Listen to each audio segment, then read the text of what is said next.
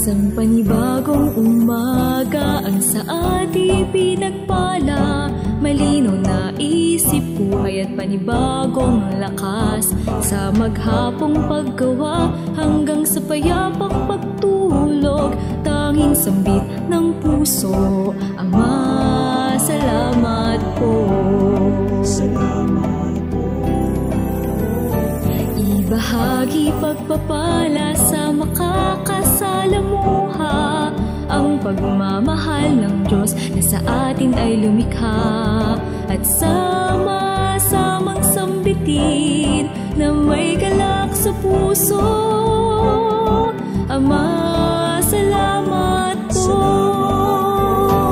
Pasimula ng umaga at damhin ng pagpapala, araw ay gawing payapa na Espiritong Banal ang kasama. May matibay na pag-asa, tayo ay mga pinagpala na tanging sambit ng puso, Ama, salamat po.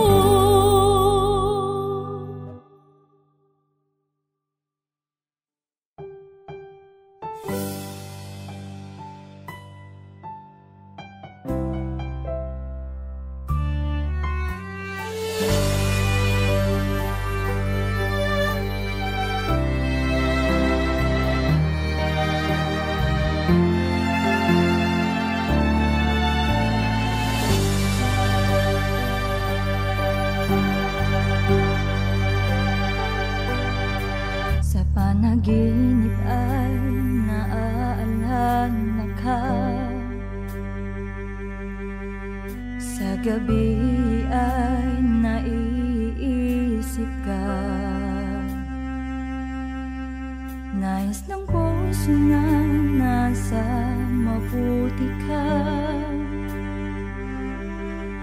hangad ng damdamin muling makasama ka.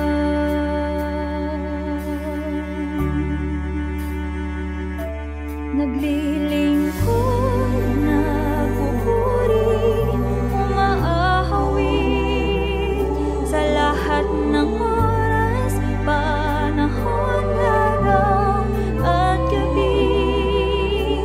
Kasama kang patuloy na humihimig, sama na ating Diyos ng pag-ibig.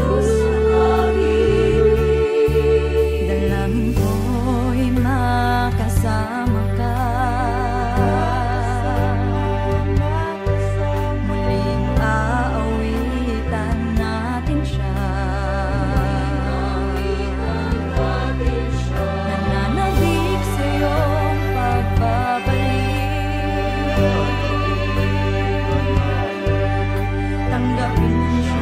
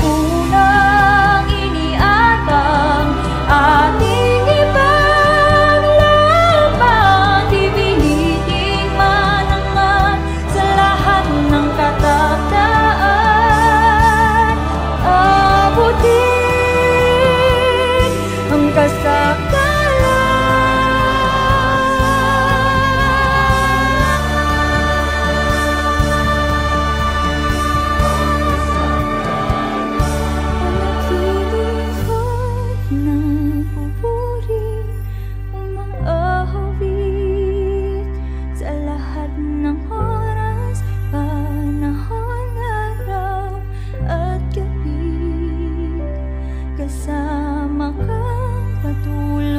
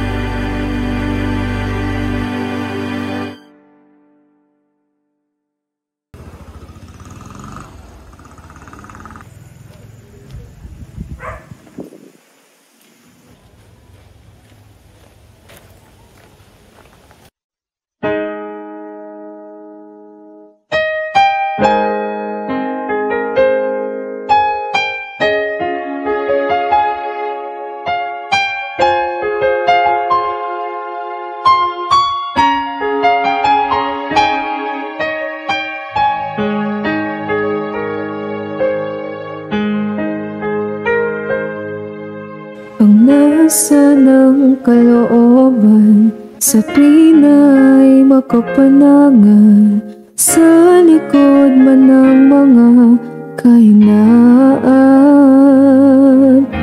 Mapagtagumpayan ang mga nararanasan.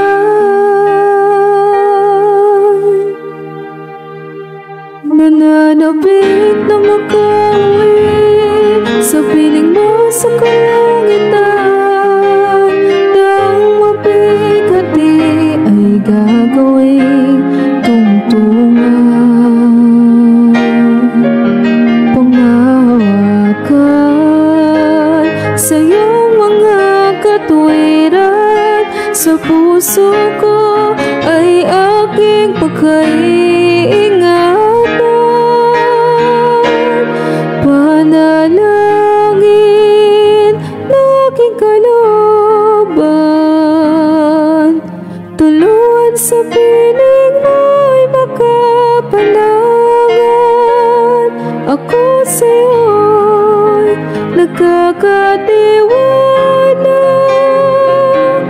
na walang alinlangan. Sa tuwing nawa'y alalayan, ako'y palakasin lubusan.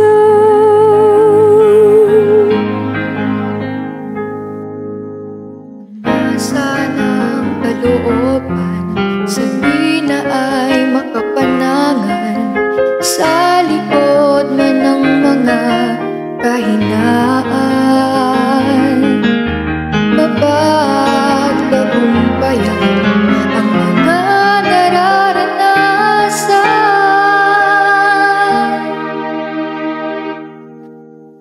Nananabik na makauwi sa piling mo sa kalangitan, nang mapigatin ay gagawing tungtungan. Manghahawakan sa iyong mga katwiran, sa puso ko ay aking pagkaingatan.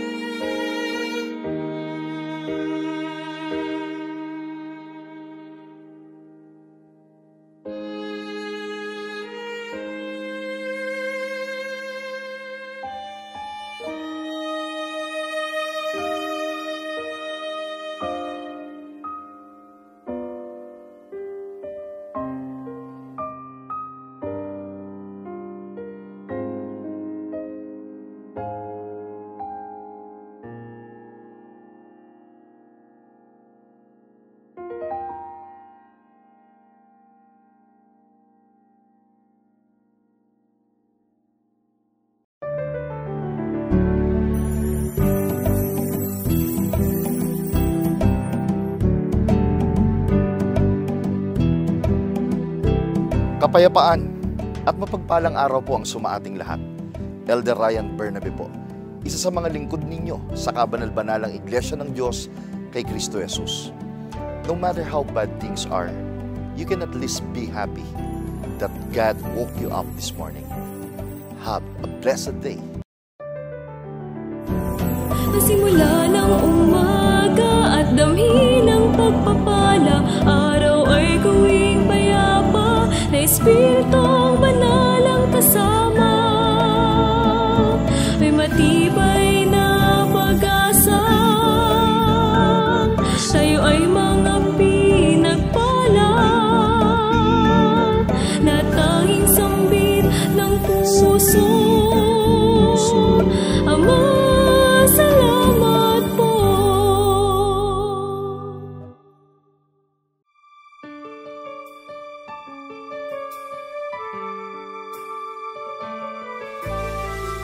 A blessed day to all. Isang pinagpalang araw po ang sumaating lahat. Ang daily reflection natin sa araw na ito na mula sa aklat na Love Notes ay mababasa po natin sa Matthew chapter 6 verse 33. Pakinggan po ninyo. Be concerned above everything else with the kingdom of God and with what He requires of you, and He will provide you with all these other things. Are you mindful about the interests of the church? As a member, are you edifying or building up the church? Do you sacrifice your interest for the unity of the body? Do you seek and delight in the words of God?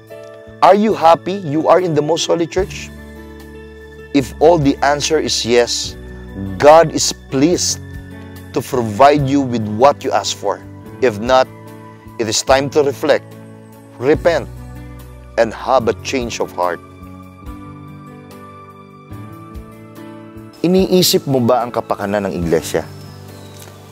Bilang isa sa mga bahagi nito, ikaw ba'y tagapagtatag at tagapagpalakas nito?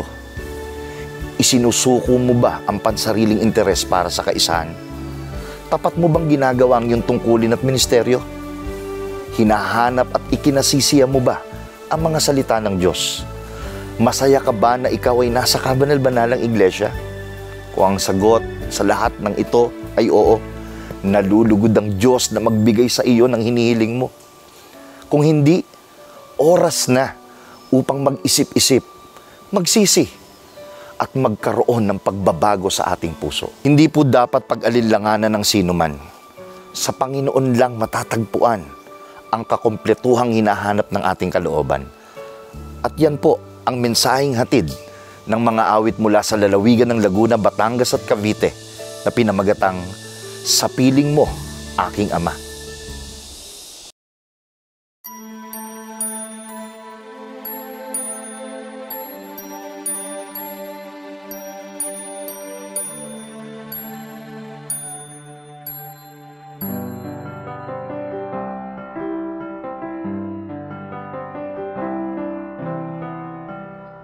Sa pangkalagayan, ako ay inamu mo, iyong dinig.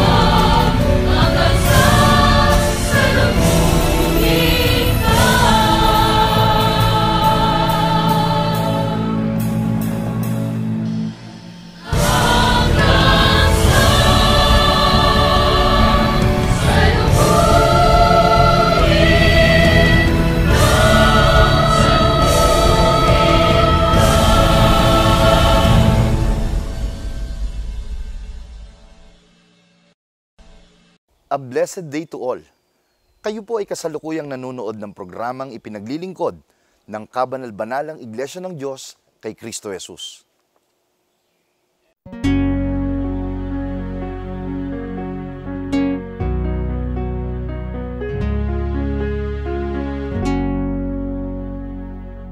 Part 2 na po ng episode na pinamagatang Parental Guidance. Nakapaloob dito ang mayamang pagtalakay sa mga hakbang na maaaring gawin ng magulang sa anak, lalo pat ito'y nasa teenager stage na. Atin na pong tanggapin ang ating Elder Regem sa bahaging ito.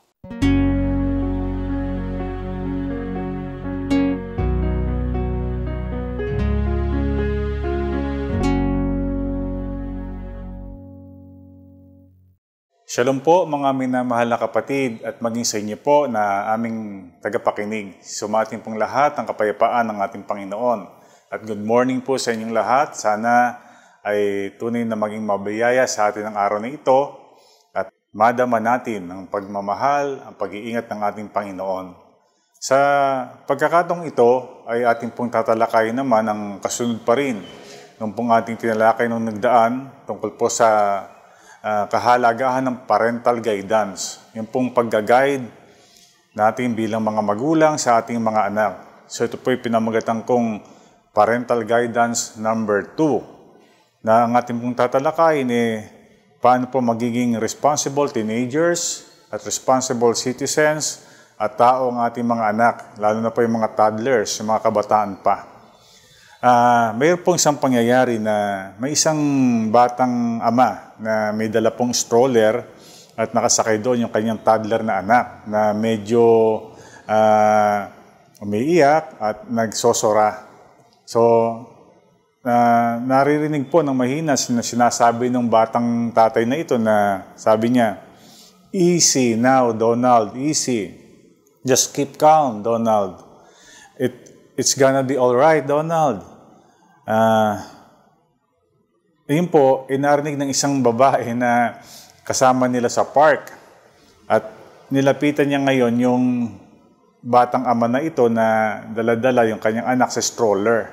Sabi ng babae, bilib ako sa'yo kasi you know how to handle yung anak mo na nagsosora, bata ka pa lang. Kaya sabi ng babae dun sa bata na nasa stroller, "Oh Donald, keep calm." "Oy ma'am," sabi ng lalaking batang ama, "I am Donald." Ang pangalan po niya, Henry. So, ibig palang sabihin, ng batang ama na ito, ang gusto niya maging calm, yung sarili niya. Gusto niyang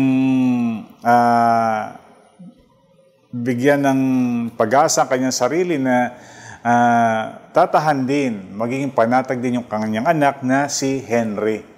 Sa pangyayari pong iyon, talaga po na tayo bilang mga magulang, may mga pagkakataon talaga na yung mga anak natin, lalo na po yung mga toddlers, mga kabataan, talagang kinakailangan po ng mahabang pasensya, malawak na pasensya upang manatili tayong sane. Kumbaga, maayos ang ating pag-iisip at para patuloy nating magawa yung mga nararapat na gawin, sabihin at ituro sa kanila. Alam niyo po, ano ba ang mga bagay na dapat nating ituro sa mga toddlers? Ito po yung mga, siguro, ang toddlers, mga 3 to 10 years old, mga baby o anak natin. Ano ang dapat nating gawin sa kanila? Una po, as toddlers, never give them everything. Huwag po nating ibibigay sa kanila ang lahat na balang maibigan nila. In this way, he will grow to believe that the world does not owe him a living. Sapagkat pag ginawa po natin yun, ma-realize niya na ang mundong ito, hindi ibibigay sa kanya ang lahat. At lahat ng maibigay niya, pwedeng mapa sa kanya. Hindi po gayon. Kaya dapat ma-realize ng bata na hindi lahat ng gusto niya mapapa sa kanya. At wala siyang karapatan na asahan yaon. Number 2, when he picks up bad words, do not laugh at him. Kasi may mga magulang po, pagka may mga anak na yung mga sinasabi, halimbawa, salitang kanto, mga salita na napipick up sa TV, na minsan malaswa, bastos, kila siga. May mga tatay na natutuwa pa. Minsan nga, may nagmumurang bata, parang natutuwa pa at hindi sinasaway. Yun po ay hindi dapat. Kasi pag hindi po natin sinaway yun, isipin nila, okay lang yun. Tama lang po yun. Kasi alam niyo po, pag hindi natin sila pinigilan, this will encourage him to pick up other words or more phrases na will blow out our head. Yun po, madaragdagan pa po sila ng mga sasabing salita na sa huli, talagang lalong magpapainit ng ating mga ulo. So kapag po may sinabi silang hindi tama, hindi mabuti, sawayin po natin sila at sabihin, huwag nang sabihin ang gayong mga salita. Number 3, bigyan po natin sila ng spiritual training habang sila po ay bata pa. Do not wait until he or she is 18 to let him decide for himself. May mga magulang kasi, hindi pa sapat ang isip niyan. Bayaan mong magkaisip, tsaka natin i-introduce ang ating Panginoon. Hindi po gayon. Habang bata pa, mahalaga po na i-train na po natin sila spiritually. Ano po ang mga halimbawa? Turuan po natin silang manalangin, di po ba? Turuan po natin sila na sumamba sa Diyos sa panahon o araw ng mga pagsamba. Isama po natin sila kahit sila 2 years old lang, 3 years old lang, para makita po nila na mahalagang sumasamba sa ating Panginoon. At habang sila po nag-aaral, halimbawa sa preschool, elementary, turo din po natin sa kanila, kasabay ng pag-aaral nila sa eskwelahan, ang ukol sa Panginoong Diyos. Yung kagandahang loob ng Panginoon, yung pag-ibig ng Panginoon, yung kanyang mercy, yung kanya pong kapangyarihan. At mahalagang makilala ng ating mga anak, kahit bata pa sila, ang ating Panginoon. Yung laging pananalangin, yung mga pagsamba, yung pong pagtulong sa kapwa, yung pong pag-awit sa Panginoon, pagka tayo maawit ng songs of praises. Yun po spiritual training na dapat po natin gawin at ituro sa kanila. Number 4, do not avoid to use the word wrong. Do not avoid to use the word wrong so that he will know what is right.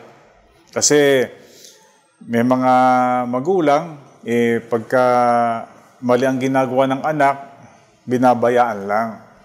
Mahalaga po tayo bilang mga magulang, pag mali ang kanilang ginawa, sabihin natin, that is wrong.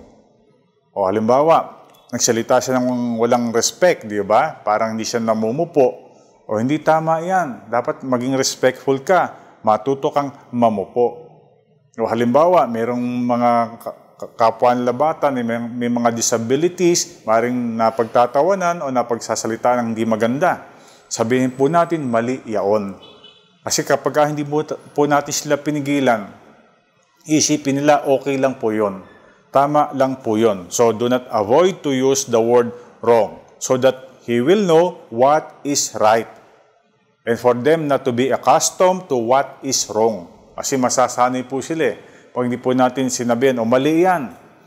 Kaya, sasabihin po natin sa kanila kung ano yung tama para yun po ang kanilang makasanayan. Number 5, let him pick up everything he leaves lying around.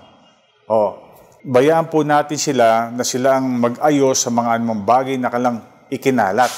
Halimbawa, yung mga libro, sapatos, di po ba? At yung mga gamit nilang sarili. Turuan natin sila ang umayos nito at ilagay sa tamang kalalagyan. Kahit po yung simpleng halimbawa, pagising sa umaga, yung pag-aayos ng bed, pagtitiklop ng kumot, pag-aayos sa mga unan, ituro po natin sa kanila yon. Do not do everything for him.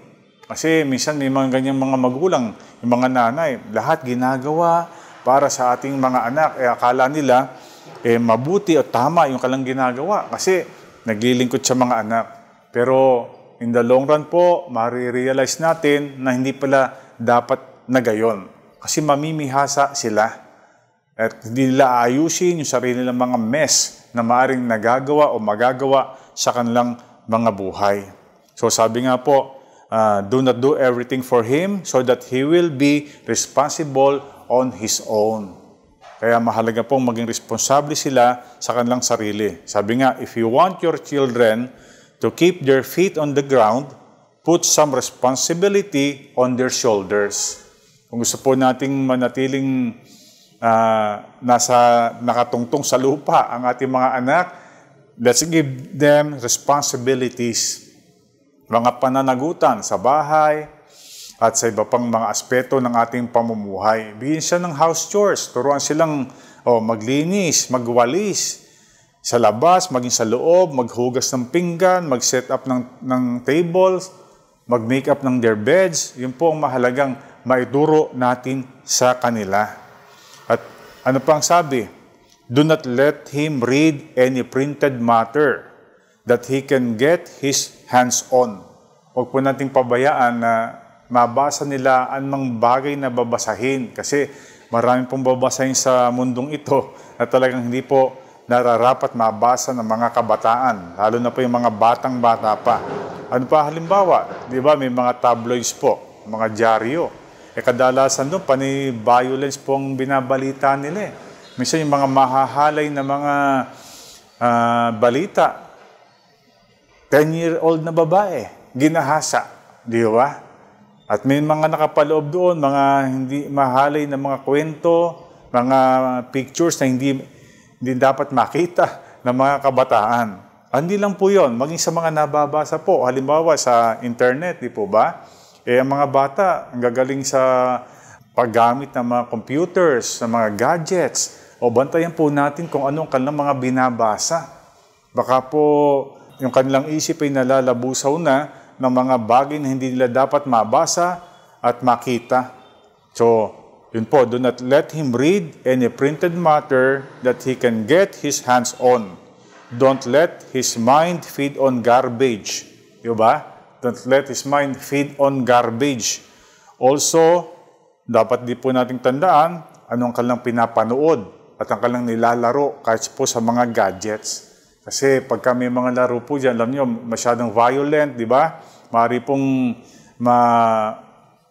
matanim sa isip at puso ng mga bata yan at maging violent din sila sa kanilang mga paglaki. So pati po yung nilalaro nila, dapat nating bantayan, dapat nating tingnan mabuti. Number 7, do not quarrel frequently in his presence. So, tayo kasi bilang mag-asawa, di ba?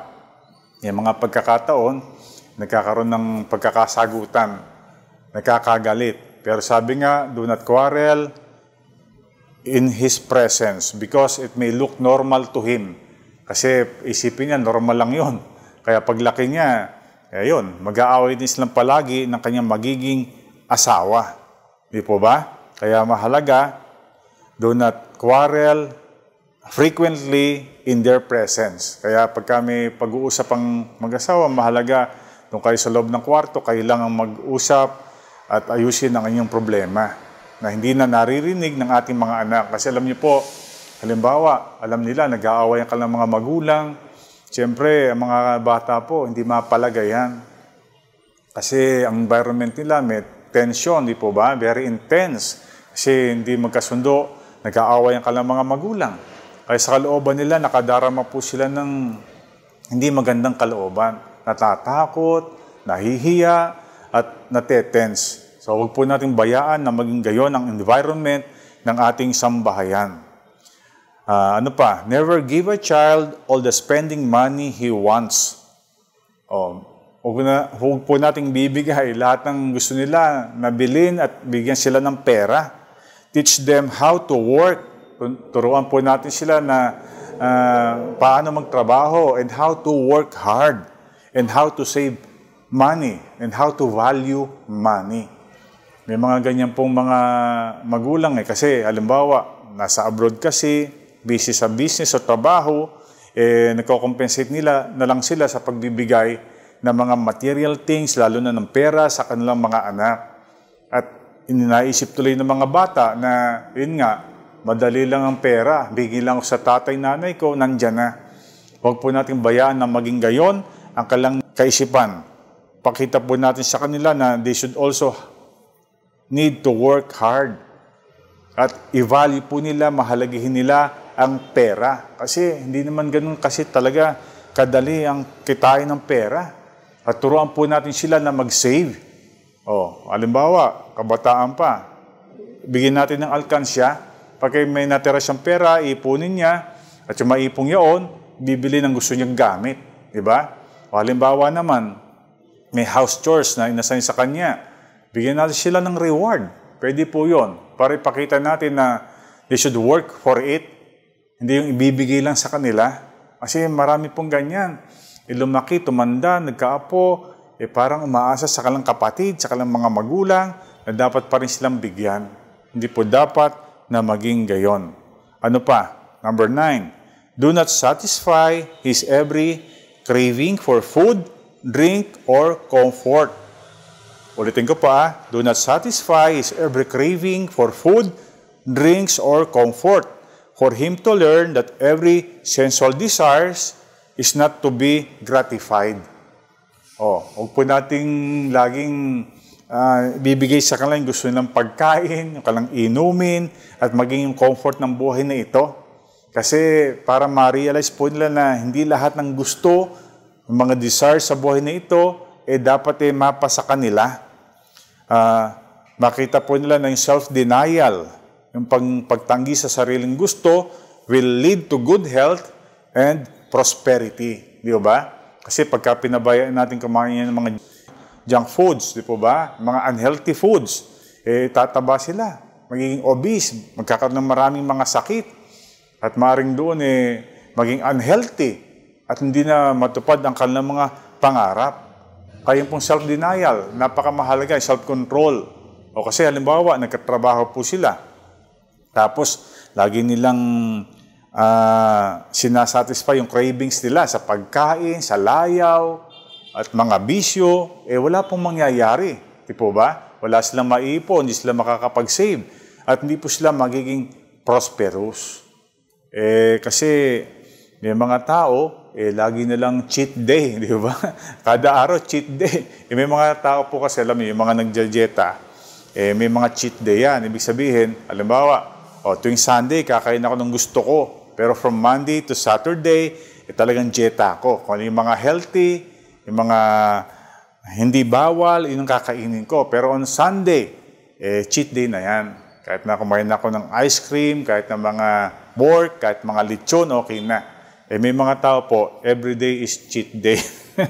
Kaya tumataba, kaya nagiging unhealthy na hindi po dapat na mangyari. Marami po mga, ngayon, di ba? Mga inumin, milk tea, at mga katulad, masarap, matamis, pero unhealthy. So, huwag natin pababayaan na masatisfy nila sa pagkain, sa drinks, at pati po sa comfort. Turuan po natin sila na magtiis, na huwag gawin ang balang maibigan ng kanilang katawan. Number 10, take his part or take his side when he is right, and enlighten him when he is wrong. May mga magulang po, kahit mali ang mga anak, sumaside pa rin sa kanilang mga anak. Pero ang sabi ho rito, take his side when he or she is right. Kumampi ka sa kanya. Suportahan mo siya pag alam mong tama ang kanyang desisyon, yung kanyang mga ginagawa. Pero halimbawa, mali ang kanyang desisyon. Tayo bilang magulang, siyempre mas maalam tayo. Enlighten him or her. Ituro po natin sa kanila ang tama, liwanagan po natin ang kanilang pag-iisip para maging tama po ang kanilang mga desisyon. So, hindi palagi isaside tayo sa kanya. Pero dapat madama ng ating mga anak that we are always on their side. Ibig sabihin, we support them, we want the best for them, and we really care for them. Diba? Kaya halimbawa, mali ang desisyon nila, with all understanding, compassion, sabihin po natin ng malumanay. Huwag tayong magagalit. Paunawa po natin sa mas mabuting paraan ng pagsasalita at pagpapayo sa kanila. Alam niyo po, mga kamagulang, many years from now, it will not really matter po kung talaga anong narating natin sa buhay, naipon natin o nabili nating ari-arian. Ang pinakamahalaga po, that will really matter, ay yung pong tayo naging importante na part ng buhay ng ating mga anak. Sila naging mabuting mga tao, naging mabuting kabataan, naging mabuting mga Kristiyano. So sana po yung mga tips na ito, yung mga pagpapaling ito, magawa po natin. Talagang we need time, we need a lot of effort para po maturuan ang ating mga anak at maipadama ang ating pagmamahal sa kanila. So sana po magawa natin yun sa kanila. Mahirap pero dapat po natin gawin. So sa huli, lagi pong sinasabi, let us rejoice always. Maging masaya po tayo sa lahat ng pagkakataon sa buhay natin. Ano man po yon at ano man pong kalagayan, lagi tayong mananalangin sa Panginoon. Lagi po nating hingin ng kanyang guidance, sa kanyang mga pagtulong. At siyempre po, ano man pong nangyayari sa buhay natin, let us always be thankful. Maging mapagpasalamat tayo sa Diyos, sa buhay, sa kalakasan, sa kanyang mga pagliligtas. So sana po, ito magawa nating lahat, pagpala ng Diyos sa atin, magmula ngayon at magpakailanman. Mula sa aming puso, salamat po sa pagtangkilik ninyo sa pagtatanghal na ito. At maligayang panonood po sa kapatiran ng Kabanal-Banalang Iglesia dyan sa Caloocan City North, sa Camarin, Kiko at Barracks, at sa kanilang district servant, ang kapatid na Alfredo Obstaculo. Maraming salamat din po sa lahat ng kapatid na nag-share ng link ng ating broadcast. At sa lahat ng mga kaibigan naming tumatangkilik ng ating pagtatanghal. Sana po ay magkasama-sama tayong muli sa susunod na mga araw ng pagtatanghal. At ngayon po, inaanyayahan ko kayo na sumama sa isang panalangin. Atin pong pasalamatan ng Panginoon at ipagtagubilin ng panibagong araw na ito na ating lalakaran. Manalangin po tayo. Panginoon naming Diyos na makapangyarihan sa lahat, nagpapasalamat po kami sa iyo ng maraming pagpapasalamat sapagkat patuloy mong pinatutunayan at inihahayag ang iyong pagmamalasakit sa sangkatauhan sa pamamagitan ng ipinagkatiwala mong paraan ng aming pagtatanghal. Panginoon, sana po makita ng lahat ng mga magulang, hindi lang ng kapananampalataya, kundi ng kaibigan at ng aming kapwa, ang kahalagahan ng pamamatnubay na ang paraan ay nagmumula sa iyo. Totoo po na hindi kakaunting mga kabataan ang nagiging biktima ng paglakad o mabuhay sa maling landas o sa maling mga kaalaman na pinanghahawakan. Salamat sa iyo.